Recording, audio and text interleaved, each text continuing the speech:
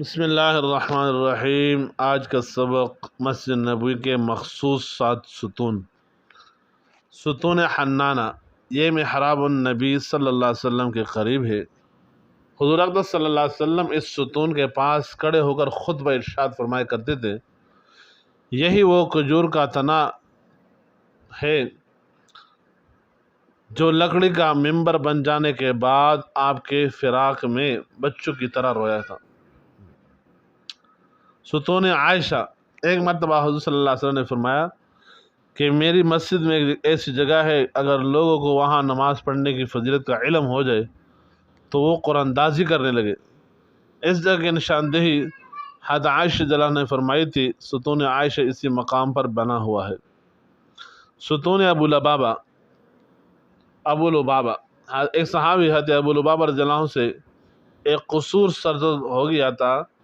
انہوں نے اپنے آپ کو یہاں بنے ہوئے ستون سے اس نیت سے باندھ لیا تھا کہ جب تک اللہ کی جانب سے میرا قصور معاف نہیں ہوگا تب تک میں اپنے کو اس سے باندھ کر رکھوں گا۔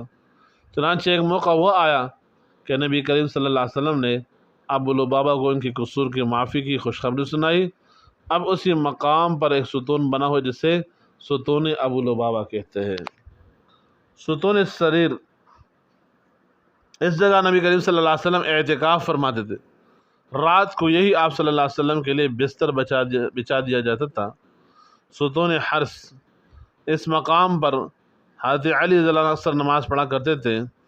اسی جگہ بیٹھ کر سرکار دو عالم صلی اللہ علیہ وسلم کی پاسبانی کیا کرتے تھے۔ اس کو ستون علی بھی کہتے ہیں۔ ستون وفود، اس جگہ نبی کریم صلی اللہ علیہ وسلم باہر سے آنے والے وفود سے ملاقات فرماتے تھے۔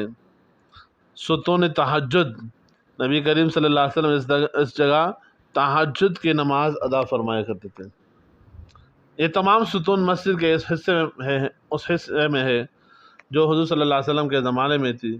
ان ستونوں کے پاس جا کر دعا استغفار کیجیے اور جب بھی موقع ملے ان کے پاس نوافل ادا کیجیے۔ یہ بڑے متبرک مقامات ہیں۔ اصحاب صفہ، صفہ صائبان کو اور سائیدار جگہ کو کہا جاتا ہے۔ قدیم مسجد نبوی کے شمال مشرقی کنارے پر مسجد سے ملا ہوا ایک چبوترا تھا۔ یہ جگہ اس وقت باب جبریل سے اندر داخل ہوتے وقت مقصورہ شریف کے شمال میں محراب تہجد کے بالکل سامنے 2 فٹ اونچے کٹہرے میں گری ہوئی ہے۔ اس کی لمبائی 40 × 40 فٹ ہے۔ اس کے سامنے خدام بیٹھے رہتے تھے۔ یہاں لوگ قرآن شریف کی تلاوت میں مصروف رہتے تھے۔ اگر آپ یہاں بیٹھ کر تلاوت کرنا چاہیں تو مشکل ہی سے جگہ مل سکے گی۔ یہاں وہ مسلمان رہتے تھے جن کا کوئی گھر باہر نہ تھا، نہ بیوی بچے، نہ کوئی اور۔ یہ اہل صفہ کہلاتے ہیں، اس لیے اس جگہ کو صفہ کے نام سے یاد کرتے تھے۔ یہ لوگ رسول اللہ صلی اللہ علیہ وسلم سے دین کی تعلیم حاصل کرتے تھے۔ وقتاً فوقتاً تبلیغ اسلام کے لیے دوسرے مقامات پر جاتے تھے۔ یوں تو تمام صحابہ کی زندگی بہت سادہ تھی، مگر اصحاب صفہ کی زندگیوں میں اور بھی فقر، سادگی، دنیاوی چیزوں سے بے نیازی اور بے تعلقی پائی جاتی تھی۔ یہ لوگ دن رات تزکیہ نفس، کتاب و حکمت کے حصول کے خاطر فیضان مصطفی سے فیض یاب ہونے کے لیے خدمت نبوی میں حاضر رہتے تھے۔ نہ انہیں تجارت سے کوئی مطلب تھا، نہ زراعت سے کوئی سروکار۔ ان حضرات نے اپنے آنکھوں کو آپ صلی اللہ علیہ وسلم کی دیدار، کانوں کو آپ صلی اللہ علیہ وسلم کی کلمات، جسم و جان کو آپ کی صحبت کے لیے وقف کر رکھا تھا۔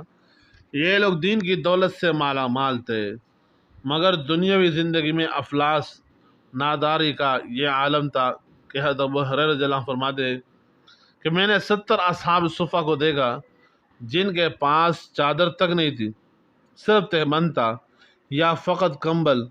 چادر کو گلے میں اس طرح باندھ کر لٹکا لیتے کہ وہ پنڈلیوں تک اور بعض کی گھٹنوں تک پہنچ جاتی تھی، اور ہاتھ سے اسے تامے رکھتے تھے کہ کہیں سطر نہ کھل جائے۔ یہ صحابہ کرام ہر وقت آپ صلی اللہ علیہ وسلم کے مجلس میں حاضر ہوتے، آپ صلی اللہ علیہ وسلم کے مہمان ہوتے تھے۔